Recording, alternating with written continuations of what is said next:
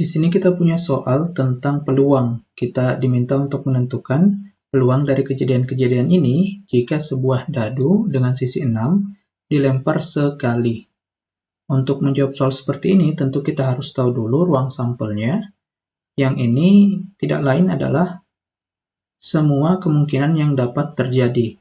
Jadi dalam kasus ini, karena kita melempar sebuah dadu sebanyak 1 kali, maka kemungkinan yang muncul adalah angka 1, 2, 3, 4, 5, sampai 6. Jadi ada sebanyak 6 kemungkinan yang dapat terjadi. Peluang dari suatu kejadian adalah peluang atau proporsi dari suatu kejadian, jumlah anggota dari suatu kejadian dibagi dengan jumlah anggota dari ruang sampel ini. Jadi misalnya suatu kejadian punya 2 anggota, 2 elemen, maka peluangnya adalah 2/6 karena ruang sampelnya adalah punya sebanyak 6 anggota. Kita langsung saja ke soal. Untuk bagian A ini, kita diminta untuk menentukan peluang dadu yang muncul berupa angka genap atau angka prima. Kita sebut ini sebagai himpunan yang genap, G, kejadian G. Ini untuk angka dadu yang genap. Angka yang genap ini adalah 2, 4, dan 6. Jadi ada 3 kemungkinan. Kemudian untuk yang prima kita simbolkan sebagai kejadian PR. Ini kejadian di antara 6 angka ini yang prima adalah 2, 3, dan 5. Hati-hati, 1 ini tidak termasuk. Ingat bahwa prima ini adalah angka yang hanya bisa dibagi oleh angka 1 dan angka itu sendiri. Angka 1 tidak termasuk. 2, 3, dan 5. Dari kedua kejadian ini ada irisan dari keduanya, yang mana ini berupa angka yang 2 ini.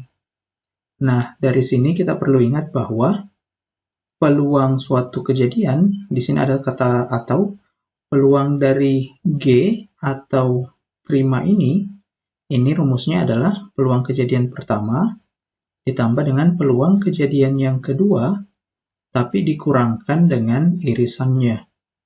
Ini tentu saja kalau terdapat irisan antara keduanya.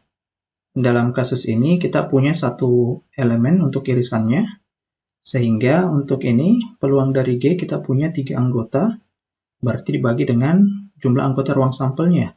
Ini adalah peluangnya untuk kejadian G, yaitu angka genap, munculnya angka genap. Untuk prima kita punya 3 juga, dibagi dengan 6. Kemudian untuk irisannya kita punya 1 elemen, berarti 1 dibagi 6.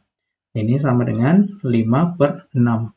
Inilah peluang dari munculnya angka yang genap atau angka prima. Sedangkan untuk bagian B ini masih sama, ini masih pakai kata atau, jadi rumusnya masih sama sebentar.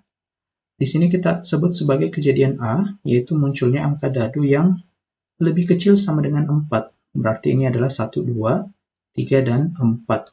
Sedangkan untuk yang ini kita sebut sebagai kejadian B, yang mana kejadian munculnya angka dadu yang lebih besar sama dengan 3. Berarti 3, 4, 5, dan 6. Perhatikan ini juga punya irisan, A iris B, ini sama dengan 3 dan 4. Jadi kita tahu bahwa peluang dari A atau B ini sama dengan peluang dari A ditambah dengan peluang dari B dikurang dengan peluang irisannya.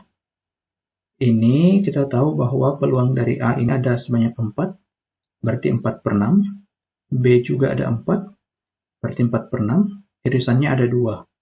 Ini kita punya 8 kurang 2, 6/6, atau sama dengan 1. Ini bermakna bahwa kejadian yang B ini pasti terjadi, dan ini logis karena kita lihat di sini, untuk kejadian A ini 1, 2, 3, 4. Kalaupun A tidak terjadi, maka B yang terjadi. Ini ada 5 atau 6. Ini mencakup semua ruang sampel, jadi kejadiannya pasti terjadi. Sebagai kesimpulan, ini adalah peluang munculnya angka genap atau angka prima, sedangkan ini adalah peluang munculnya angka yang lebih kecil dari 4 atau angka yang lebih besar sama dengan 3. Sekian video pembahasan kali ini, sampai jumpa di video pembahasan selanjutnya.